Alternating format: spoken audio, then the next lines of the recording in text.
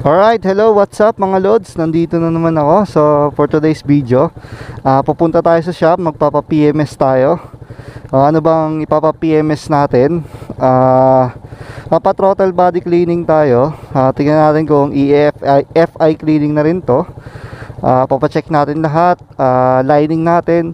So, baka magpapalit ako lining, tapos papacheck ko na rin kung meron sila ditong bulb, yung sa kanyang park light sa kaliwa. Basta linis lahat, change oil, PMS na yun, basta lahat na. So papatignan na natin yan. Papapalit na rin tayo ng brake. Yung brake pad natin medyo pudpud na, mahina na yung kapit. Lahat though malakas pa naman yung hatak nya, pero baka ipapalit ko na rin yung lining. So depende sa mekaniko kung makita nyo na palitin na. So tara, biyahe na tayo at mukhang uulan na. So sa mga hindi nakakaalam, ang ibig sabihin ng PMS ay Preventive Maintenance Service, no? Ito yung mga ginagawang pagme-maintenance sa motor. Ay papa-PMS ko siya kasi hindi ko na siya kaya, dahil loob-loob na ng makina ang dilinisin at i-check. Kulang-kulang din tayo ng tools, kaya mas mabuti pang doon na tayo sa trusted mechanic natin, no? So magkano nga bang inaabot ng PMS service? So guys, mag-ready na lang kayo ng 3,000 kasi doon pa lang sa mga basic. So kasama na rin yung throttle body cleaning. Siyempre bibili ka rin ng mga langis.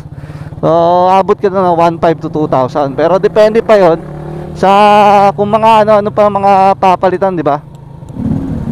So guys, doon nga pala tayo pupunta sa Pasig. So malayo-layo yung babiyahin ko, di ba? Dayon tawag doon. Kasi yung pinupunta akong shop talaga, doon talaga sa Pasig. Kung alam niyo yung shop na Motoworks. Di tayo niyan. Ano ba si Idol?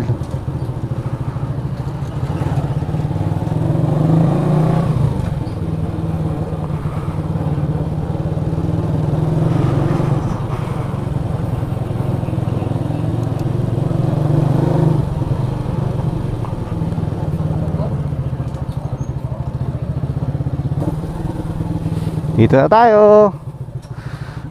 Pwede naman tayo pumasok doon, pero shortcut lang ako kasi alam mo na.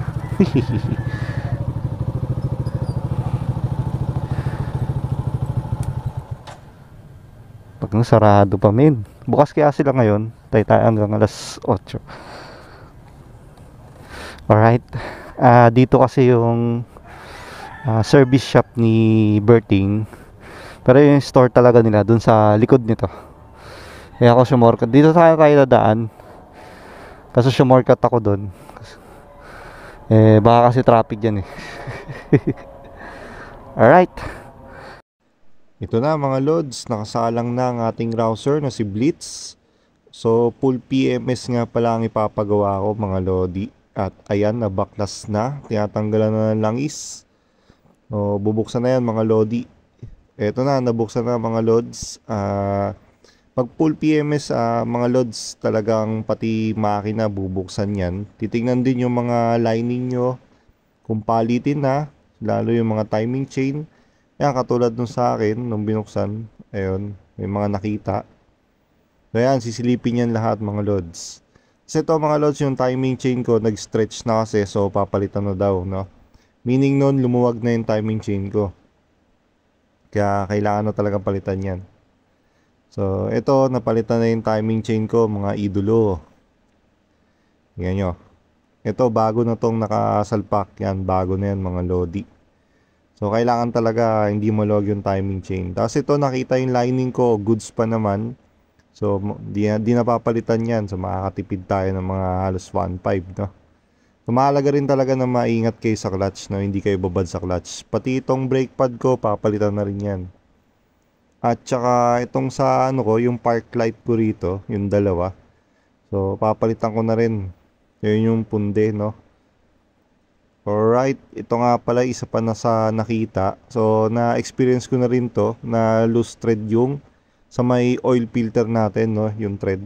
So, pinapare-thread natin. So, pinabalik ko na rin yung lining, goods na. Ayan, mga lodi. Alright, patapos na to mga lods. Palitan na rin lahat ng gasket natin, mga lodi. So, wala nang tagas yan lahat. Okay, so nabalik na. At ayun na. Pati yung ating park light dito na dalawa, pinapalitan ko na. Mura lang yan mga lodi, 15 pesos lang ata ang isa niyan. Mahirap lang kasi talaga dukutin. So yun guys, na PMS na pala yung motor natin, no? Hindi na tayo nakapag-vlog pa uwi kasi hindi ko pala dala yung mga extra battery nung camera ko. So nalobat tayo nun. So ayan, napalitan na yung ilaw nung akin. So buksan ko.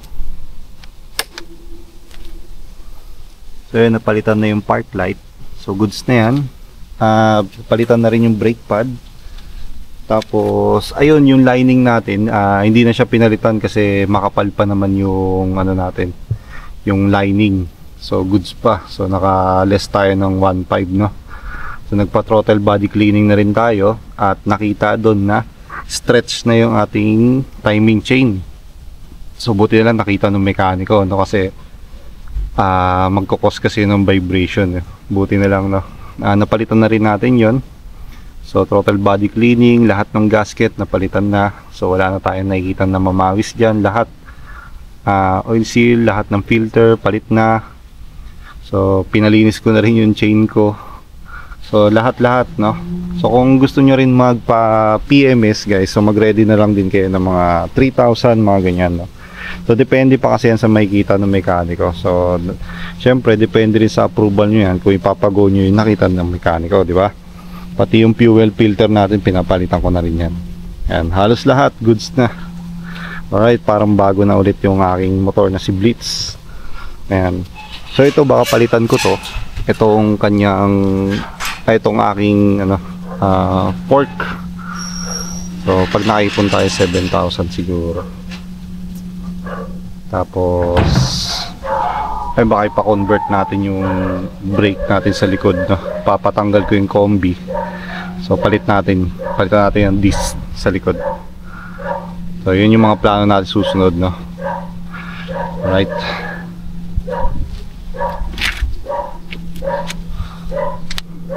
So yun lang mga lods, bye bye, peace.